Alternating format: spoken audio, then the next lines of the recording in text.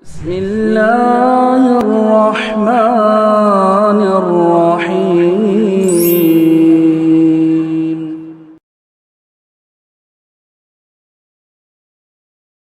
Takut itu terbagi menjadi tiga. Takut terbagi menjadi tiga. Yang pertama, takut yang bersifat ibadah. Maka memalingkannya kepada selain Allah adalah syirik, dan ini yang sudah kita bahas tadi, dalam dua bentuk kesyirikan. Yaitu takut kepada selain Allah yang disertai dengan pengagungan dan ketundukan, dan takut kepada selain Allah karena keyakinan selain Allah itu maha mampu menimpakan bahaya yang hanya mampu ditimpakan oleh Allah. Ini yang pertama.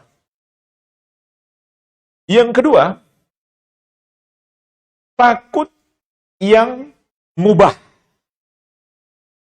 Artinya kita nggak berdosa, nggak berpahala juga. Yaitu takut yang bersifat tabiat. Apa takut yang bersifat tabiat itu? Al-khawf minal asbab al-zahirah.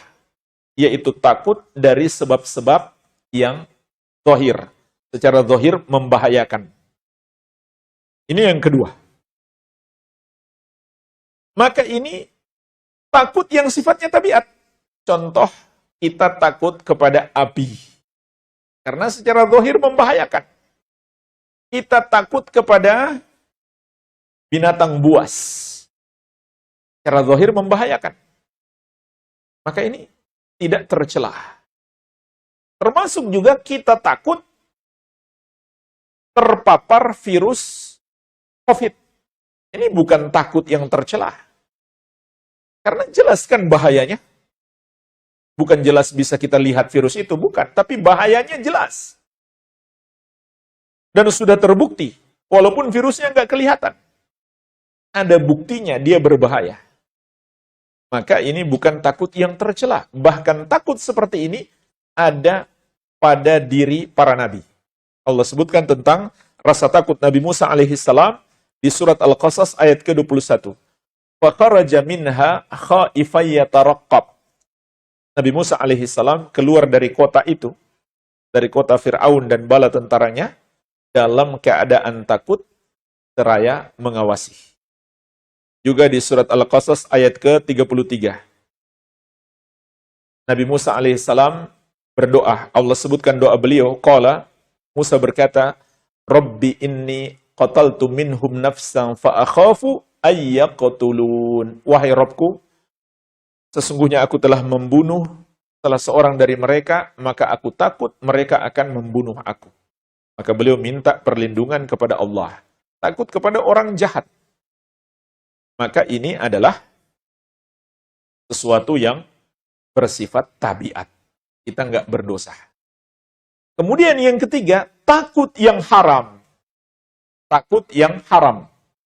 Yaitu karena takut kepada seseorang atau kepada makhluk, lalu menjerumuskan kita melakukan yang haram, atau menghalangi kita melakukan yang wajib. Contoh, takut sama pimpinan di kantor. Takut dipecat, takut dimarahi, takut dimutasi, lalu pimpinan menyuruh ikut tanda tangan fiktif. Kamu tanda tangan ya, kita ada perjalanan dinas ini. Nanti keluar uang, nanti gampang kita bisa bagi dua. Tapi kamu cuma dapat 10%. Hanya untuk pimpinan semua. Karena takut kepada pimpinan, kita pun ikut tanda tangan. Maka saat itu takut kita menjadi berdosa. Kalau takut sama istri gimana? Mubah ya. Takut yang mubah. Itu tabiat suami. Takut sama istri. Kecuali kalau dia takut kepada istri, lalu menjerumuskan dia kepada yang haram. Istrinya suruh korupsi, dia korupsi. Karena takut kepada istri. Takut istri marah-marah kalau nggak beli perhiasan misalkan. Akhirnya dia korupsi, na'udzubillah. Maka ini takut yang haram. Ya. Nah sekarang jemaah sekalian, takut kepada jin. Syirik atau mubah saja? Jawabannya tergantung. Kalau kita takut kepada jin, seperti takutnya kita kepada orang jahat. maka itu bersifat tabiat. Itu bersifat tabiat, karena mungkin saja jin membahayakan kita seperti orang jahat membahayakan kita. Mungkin saja jin melempari kita dengan batu misalkan. Kita takut. Maka ini takut yang bersifat tabiat. Yang kedua, takut kepada jin yang syirik. Seperti kita meyakini jin itu maha mampu menimpakan mudarat kepada kita. Berarti dia sudah seperti Allah dong. Maha mampu loh menimpakan segala mudarat. Dan lebih parah lagi, karena takut kepada jin, kita ngasih sesajen. Dan ini biasa dipermainkan oleh para jin di satu daerah.